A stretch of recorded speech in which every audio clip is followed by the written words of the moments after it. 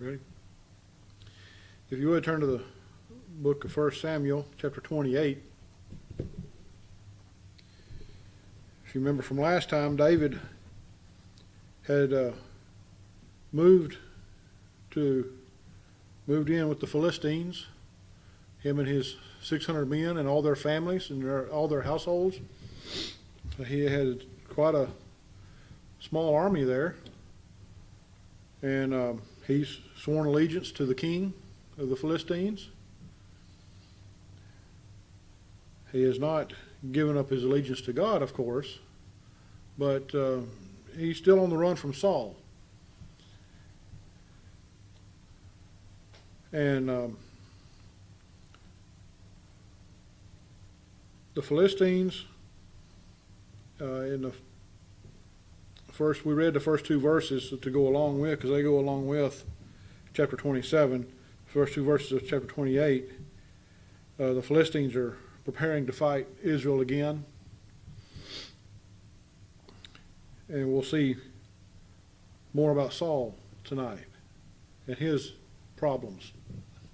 And so let's start. We'll go ahead and read verse 1 and 2 again. 1 Samuel chapter 28 and verse 1. And it came to pass in those days that the Philistines gathered their armies together for warfare to fight with Israel. And Achish said unto David, Know thou assuredly that thou shalt go out with me to battle, thou and thy men. And David said to Achish, Surely thou shalt know that what thy servant can do.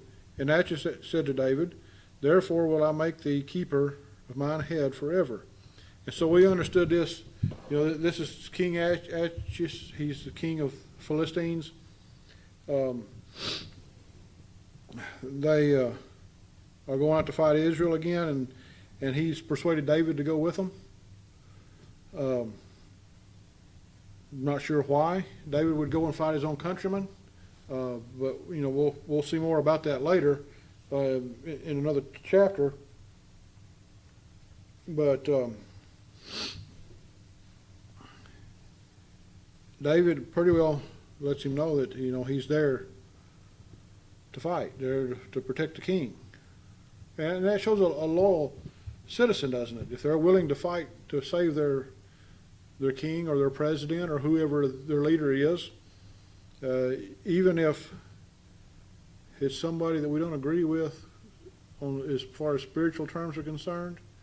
I know, like in our own nation, our current president has had several attempts on his life, and we see people who have laughed about that and taunted that, and especially those on the left that wish to see him dead. But you remember when they had their men in power, people on the right didn't talk about killing the man.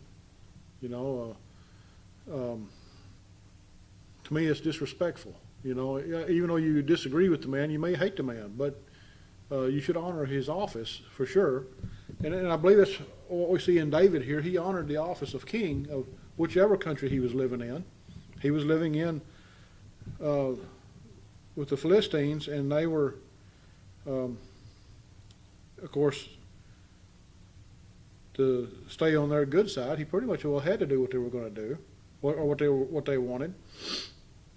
But we see David doesn't argue with the king there. He goes right along with them. Now, Saul. Now Samuel, in verse 3, Samuel was dead. We saw that. I don't remember if it was last time or the time before. We saw where Samuel had died. Samuel the prophet and the judge and everything else that he was. He was pretty much the spiritual leader. Even though, you remember they had the priest there. Remember the priest,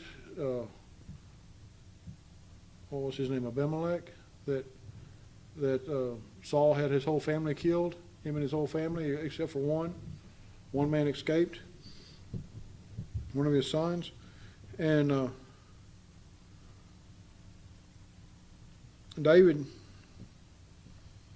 or Samuel, was the spiritual leader. Even though there was the priestly line there in the nation at the time, the Levites, Samuel still seems to be the head, or at least a spiritual leader anyway. He was the one everybody looked up to, even Samuel, or even Saul. Saul, even as wicked as he had become, still looked to Samuel. And what we're about to see here, it's almost as though Saul had more faith in Samuel than he did in God. And we've seen where, before in our study, we've seen where God had removed the Holy Spirit from him and had placed an evil spirit on him. And that evil spirit seems to come and go at times. When we first started studying about that, when David would come and play music before Saul, the evil spirit would leave, and Saul would calm down and get over his little temper tantrum that he was having at the time, and everything was fine and good. But there were times it would come back, and we see when, especially when he's in a rage about David, it appears that evil spirit is back. Now, tonight we're going to look at a section of Scripture, pretty much the rest of this chapter, where Saul goes to a woman who is a witch. She's referred to as the Witch of Endor, because that's where she lives. Why would, and this has been a question that I've thought about for years, why would if Saul is a man of God, like he claimed, and there are people, there are Baptists who think Saul was a saved man. But tonight, it's with what we see, what we're going to study tonight, and what we've studied in the past also, it's kind of hard for me to believe that that's the case. Because why would a man of God go to a witch, someone whose specialty is black magic, and seek the Lord's prophet, the ghost of the Lord's prophet, we should say, because that's what we would say in our call it in our day and time. So he says, now Samuel was dead, and all Israel had lamented him and buried him in Ramah, even in his own town, or in his own city. So Samuel is dead. He's been buried. They've had their mourning, the nation has, and they buried him in his own city where he was from. You would think everything's done with Samuel as far as on the earth. Well, what happens? And Saul put away those that had familiar spirits and the wizards out of the land. Witches and wizards and warlocks and whatever you want to call them, Saul had them put out of the land. When we think, well, that was a good thing. Sure. Even a wicked man does good things every once in a while, doesn't he? And very possibly Saul did this one of those times when the evil spirit wasn't on him. Maybe he did it then, when he was in his right mind, and we don't know. But that's what he done. He commanded all of these people of wickedness to be put out of the land. And the Philistines gathered themselves together and came and pitched in Shunem, and Saul gathered all Israel together, and they pitched in Gilboa. And when Saul saw the host of the Philistines, he was afraid, and his heart trembled.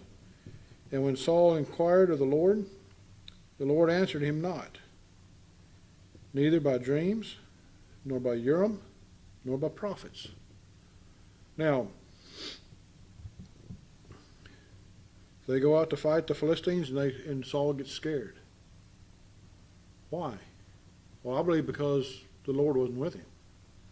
You look at people who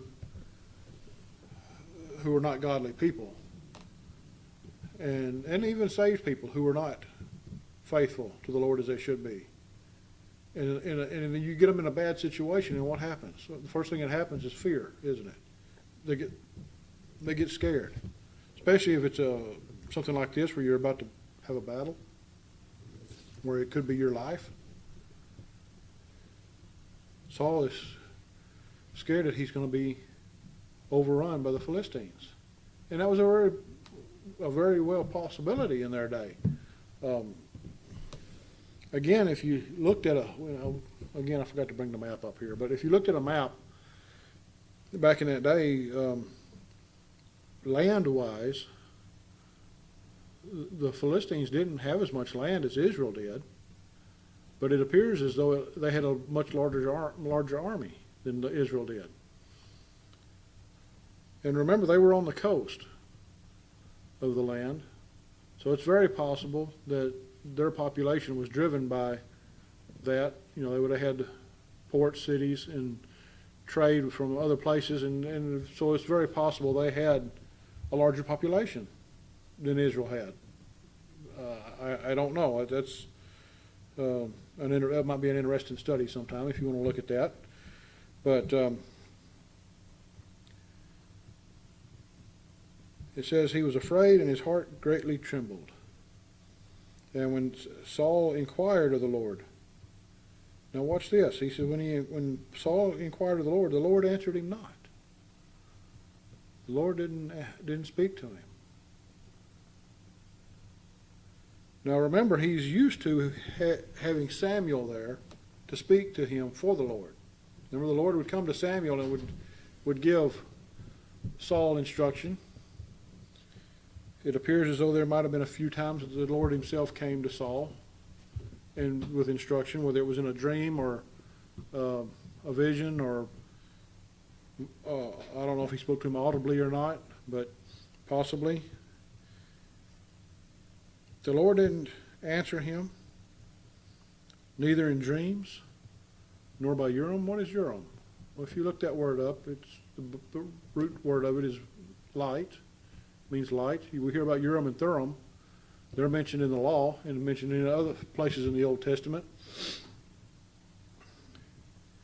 Urim means light, and Thummim means truth. It doesn't mention Thummim here, but Urim, nor by light. In other words, nor did God, God didn't open his thoughts or his mind or his eyes to himself, nor by prophets.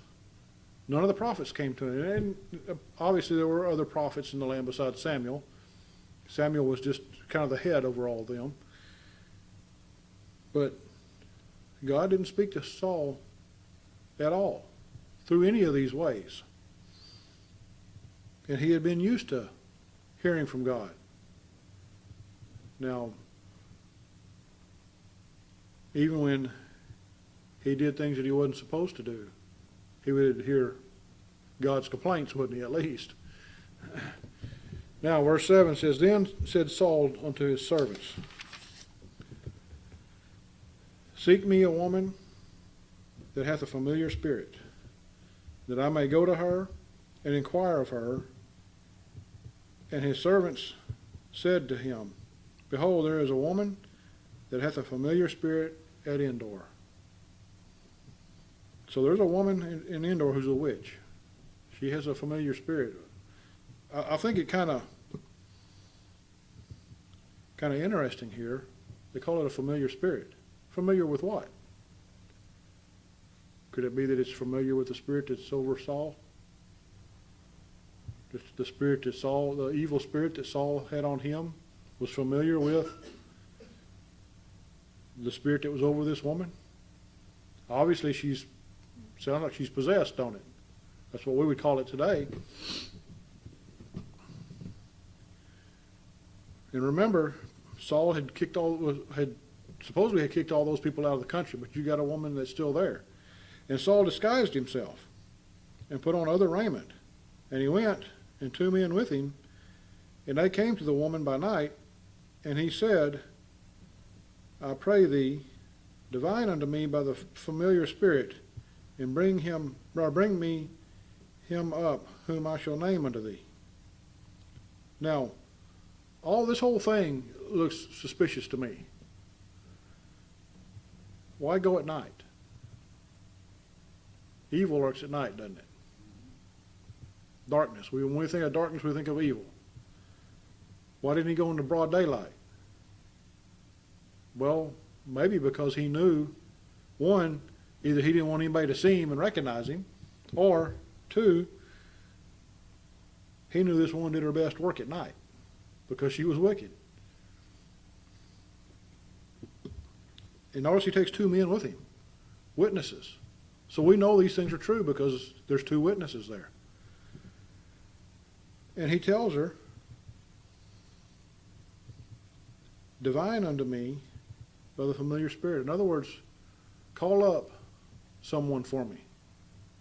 You know, have you ever seen in the movies, or maybe, I don't know, some people may have seen this in person, I don't know, a seance. I never did. I was too spooked by that kind of stuff. But, you know, he's wanting her to have a seance, to speak to the dead. Necromancy. What does it say in the law about that? It says don't do it. So again, Saul is seeking word from the Lord in a way that the Lord has said not to do it. Have we seen this before with Saul? Yes, we have. Remember when he would offer sacrifices without Samuel there? Remember when he made the covenant with the people to fast after fighting a battle all day? And it was not of God, it was of Saul. Saul had a problem. He wanted to have all the authority, but now that he's coming up against his enemy and he's scared, he wants God to speak to him, and he's so desperate for God to speak to him, he's going to go about it any way he possibly can to get word from God. So what is he going to do? He's going to have this witch conjure up Samuel. Now, well, let's read a little more before I comment more on that. And the woman said unto him, behold, thou knowest what Saul hath done. So she hasn't recognized him as Saul yet. How he hath cut off those that have familiar spirits, and the wizards out of the land. Wherefore then layest thou a snare for my life to cause me to die? She's like, well, leave me alone. She said, the king has declared that my kind of people have been thrown out of the country. And she said, I don't want any problems. And maybe, honestly, maybe she's tried to, not spiritually speaking, but morally speaking, maybe she's tried to straighten herself out, you know, to get away from what she was doing. Maybe. You don't really get that here, but she is wanting to leave her alone. And maybe it's because she doesn't know who he is yet. And Saul sware to her by the Lord, saying, as the Lord liveth, there shall no punishment happen to thee for this thing. Again, Saul brings up the Lord in something that the Lord is not involved in.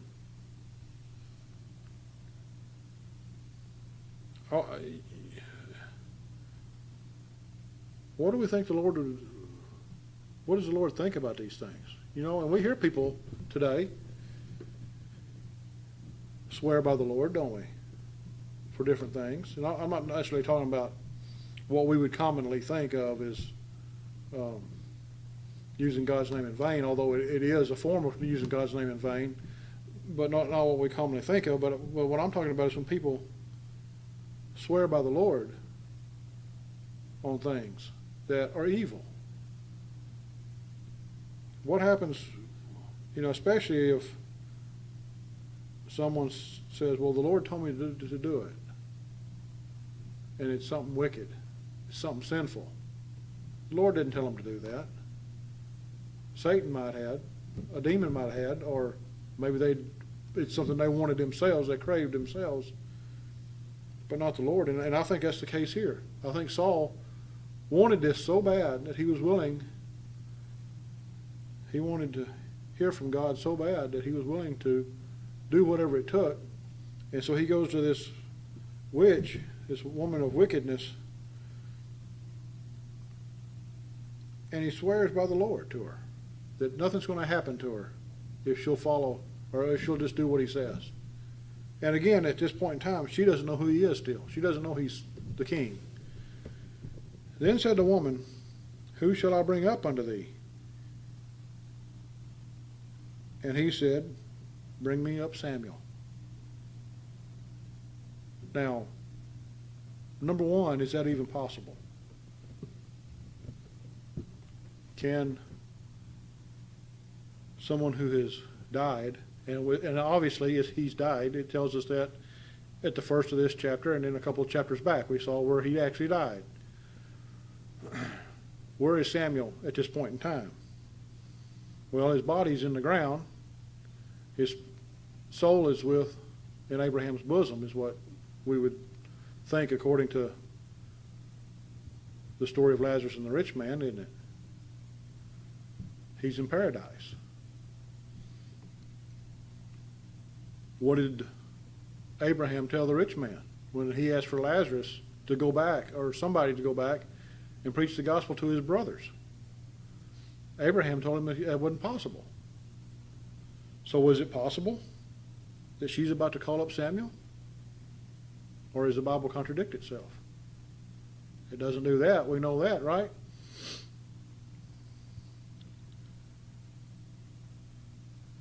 And when the woman saw Samuel, she cried with a loud voice, and the woman spake to Saul, saying, Why hast thou deceived me? For thou art Saul. So she sees what appears to be Samuel.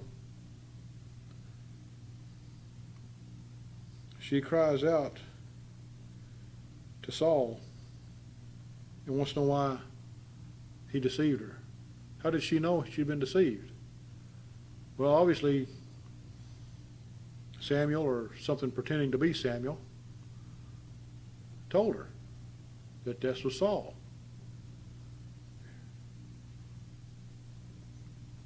And the king said unto her, Be not afraid, for what thou sawest. What sawest thou? So Saul hasn't seen it yet, but he asks her, What sawest thou? And the woman said unto Saul, I saw gods ascending out of the earth. What does she mean by gods? Notice that word's little g? Perhaps demons? What else would it be? So again, I ask, is this Samuel? Or is this a demon presenting himself as Samuel? Remember, and something I think people forget oftentimes is, we hear these stories of these ghost stories of, oh, my great-grandmother come back, or my grandmother came back and I saw her ghost. No, you didn't. Bible's clear. Once we die in this life, if we're saved, we go to be with the Lord. If we're not saved, we go to hell. It's clear on that too. And there's no way back. At least not in this life.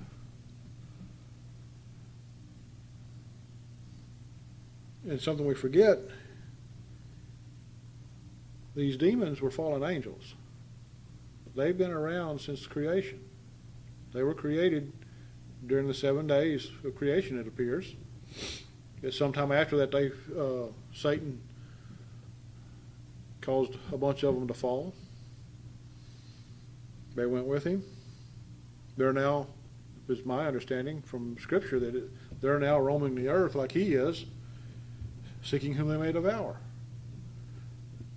And that's why I say I believe this one that they're referring to as Samuel here is very possibly a demon that is there to taunt Saul. And it may be even the same demon that has been bothering him all along. Because there are things that this one called Samuel is about to tell him that only the Lord and David knew about.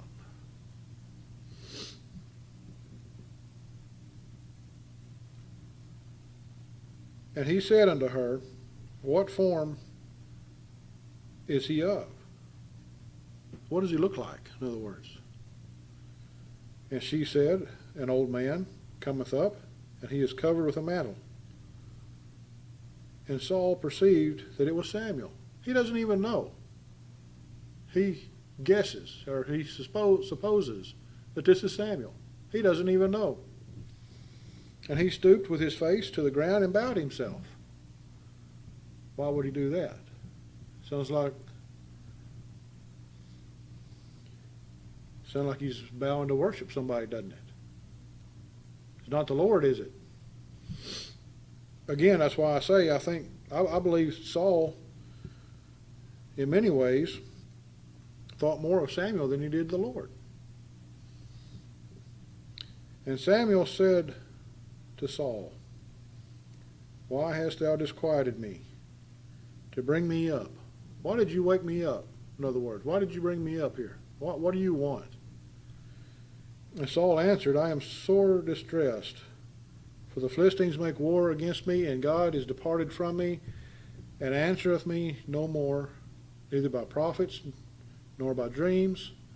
Therefore have I called thee, that thou mayest make known unto me what I shall do." And there are actually people out there that think that this was a good thing. How can it be? It's through wickedness. It's through black magic. It's through sorcery.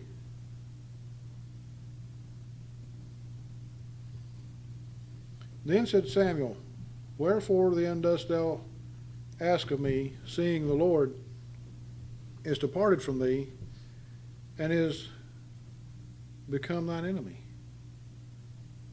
Well, this one called Samuel speaks some truth, doesn't he?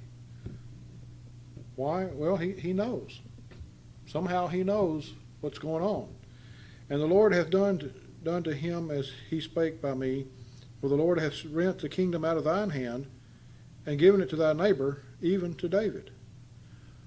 Has that happened yet? No. No, that's in the works. It's going to happen. But God hasn't taken the kingdom away from Saul yet. "Moreover, the Lord," let me back up, verse 18, "But because thou obeyest not the voice of the Lord, nor executest his fierce wrath upon Amalek, therefore hath the Lord done this thing unto thee this day." So this Samuel, this spirit, whatever it is, speaks a little bit of truth, doesn't he? You know, he says, "Because thou obeyest not the voice of the Lord, nor executed his fierce wrath upon Amalek." Now, remember King Amalek, Saul took him captive and kept him after he wiped out the rest of the nation there. He kept him and was supposed to have killed him, and he didn't. Now, is what's happening now because of that? This is the first time we see that, isn't it? Maybe it is, maybe it's not. We don't know. "Moreover, the Lord will also deliver Israel with thee into the hand of the Philistines. And tomorrow shalt thou and thy sons be with me. The Lord also shall deliver the host of Israel into the hand of the Philistines." So Samuel here is telling Saul, there's going to be a battle. The Philistines are going to win. And you and your sons are going to come to be with me. Now remember, other than Jonathan, I've been thinking on this, and other than Jonathan, what other of Saul's sons would have possibly been saved? Jonathan seems to be a godly man. Remember, he was good friends with David, and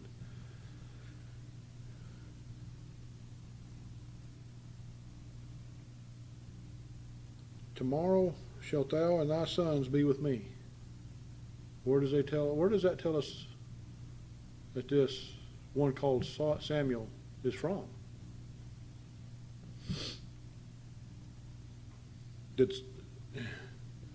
Again, we don't know, at least nothing is told us or insinuated even that Saul was saved, other than him crying out to God. But even a lost man will do that at times if they've been raised in a godly family.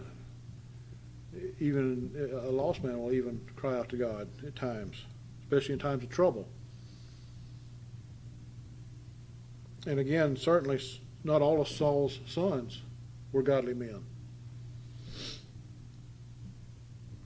And the other thing is, he says tomorrow. It doesn't happen tomorrow. It's 2 or 3 days later before all that happens, if I remember correctly. We'll get to that in our study at another time, but it doesn't happen exactly the way that this so-called prophet Samuel is saying.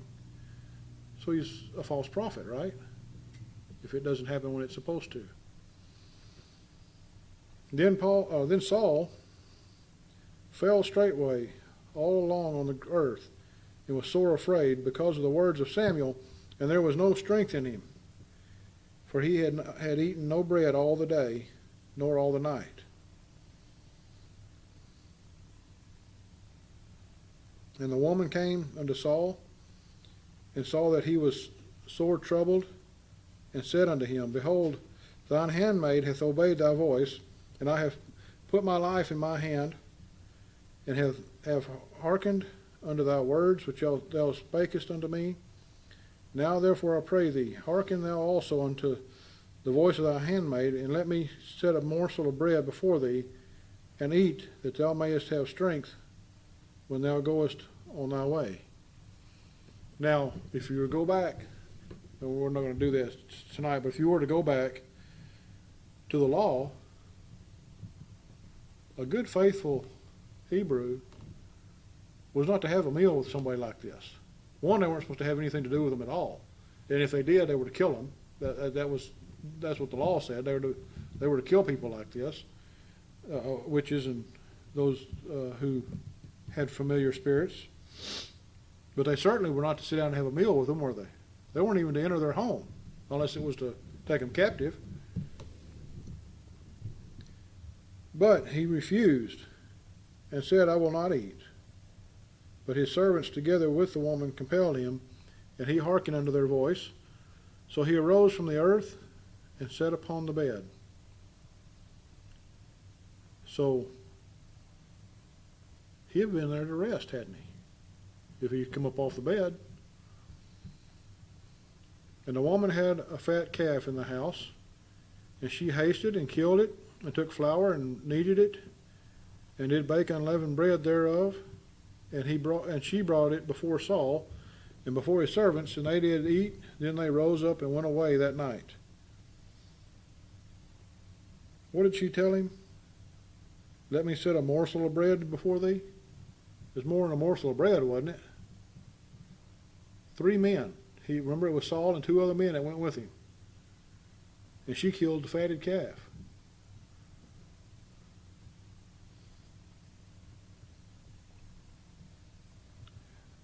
And Saul and his servants, they ate. When they were done eating, they left. Well, it was still nighttime before daylight came. Now, again, I'm still having doubts on Saul being a saved man. I still don't believe he was. And I think this story here is more proof of that. If he was truly a man of God, he would not have gone to this woman to conjure up Samuel. And then we have the whole story of Samuel here, which again, I don't believe the Bible contradicts itself, and if it's not going to contradict itself, this can't be Samuel. This would have to be a spirit that is presenting itself as Samuel. And again, that appears to happen. Even today, people talk about seeing things, seeing images of dead family members or dead people. And again, remember, the demons have been around. They're fallen angels. They're eternal beings. They know more than we know. They've been around longer than we have. It's very possible that this one could have been one that followed Samuel around or followed Saul around. And there's things that he knew that made him appear to be Samuel.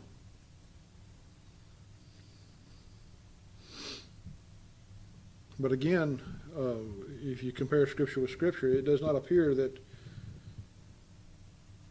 anyone could come back from the dead. That's an impossibility. And people say, well, what about those that Jesus brought back from the dead? Well, Lazarus is one that people will mention. But there's no mention of Lazarus going to paradise, is there? There's no mention of, there were some who, their daughter or their son or their servant would be on their deathbed and they would pass away, and the Lord would be there right before it happened or right after, and he would bring them back to life. He would bring them back from the dead. Remember the one girl he told that she's not dead, she just sleeps? We don't know for sure. I mean, it tells us when our soul leaves the body, or we're immediately with the Lord. When that happens, we always assume that it's immediately when we breathe our last breath. Maybe it is, maybe it's not.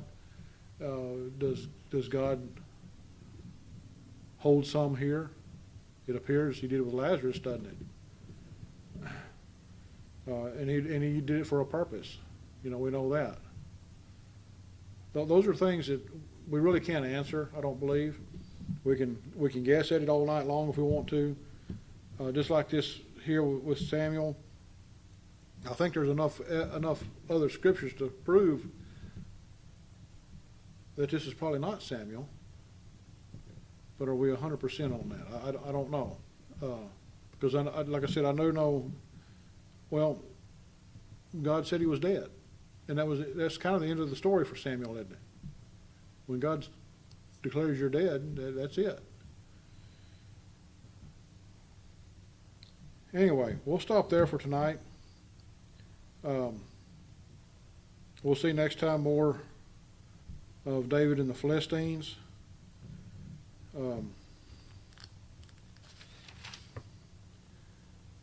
And it'll be another 3 chapters, chapter 31, before we get to the death of Saul. So that's coming up pretty quickly. So anyway, come back and be with us again next week. We'll be